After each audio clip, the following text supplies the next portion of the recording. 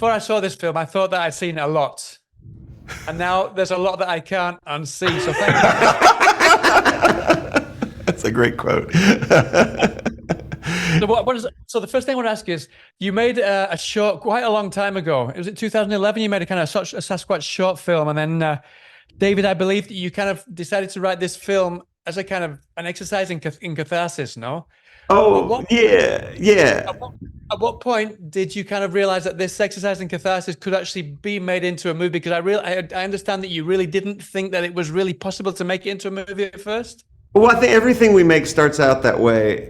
Like nothing we've done anyone has ever asked for. So it's just it just kind of starts off with us like talking about an idea of something that we haven't seen before and would like just to see ourselves as film goers, and something that would interest us enough to make it. So it's almost like a joke when we're talking about it, just like this kind of absurd premise, but then, the ideas that stick around, we just become more and more obsessed with and kind of build off of. And we had a short film called SASQUATCH Birth Journal 2, which is online. And it was a very crude video. It's more like surveillance footage, but it was, I think that started from, just joking about how any Bigfoot footage you see, it's always the same thing. It's just a Bigfoot walking or hiding. And we're like, well, they're just like any other animal. What else are they doing? And so we just started wondering about the interior lives of the creatures. That was more interesting to us than from the perspective of humans observing them. We wanted to immerse ourselves in the world, and then the story just kind of took off from there. Uh-huh. Something I really appreciate about the film is the fact that it kind of reminded me of when times were simpler, no? I mean, maybe not necessarily kind of urinating and defecating everywhere, but kind of when technology wasn't so advanced, no? Pre-toilet. So, exactly. Pre-holes even. But no, was there anything specific that you wanted to kind of put in the film to kind of make people realize just how much we take things for granted nowadays? Yeah,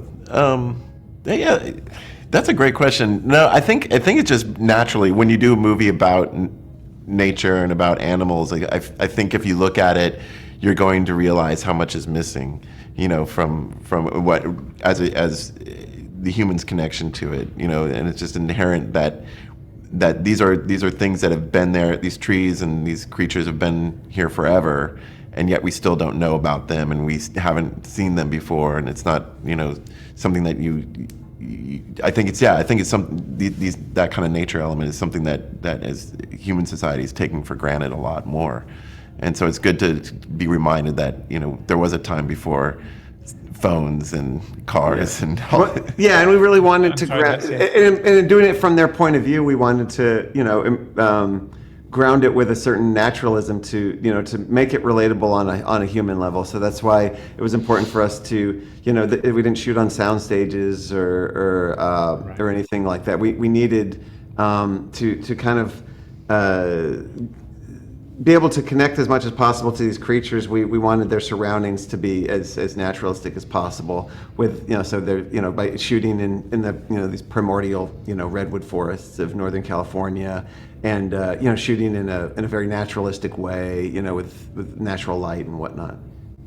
Well, give me 1 minute. So just to finish off, Jesse said about the film, he said the story resonates on a human level far more effectively than most stories about human beings. So that kind of got me thinking about other films that you could maybe change the human characters for Bigfoot. Is there any classic film that you would kind of consider maybe replacing the humans with big feet, if that's what you call them? Wow.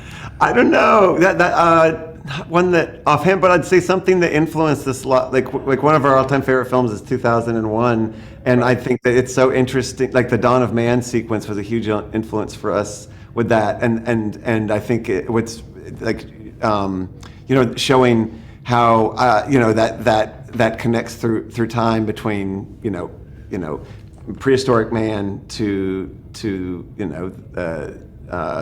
the modern world is really interesting. I mean, what that done to me was Clockwork Orange. Oh yeah. Kind of given the specific rules now, and that kind of leads to. Oh yeah, that would be a good one. Yeah. A gang. Anyway, listen, they give me the rap. So congratulations on the movie. It's unforgettable, like I said, and I hope to speak to you again sometime soon. Thank you so much. So glad you liked it. Take care of yourself. Have a good Thank day. you.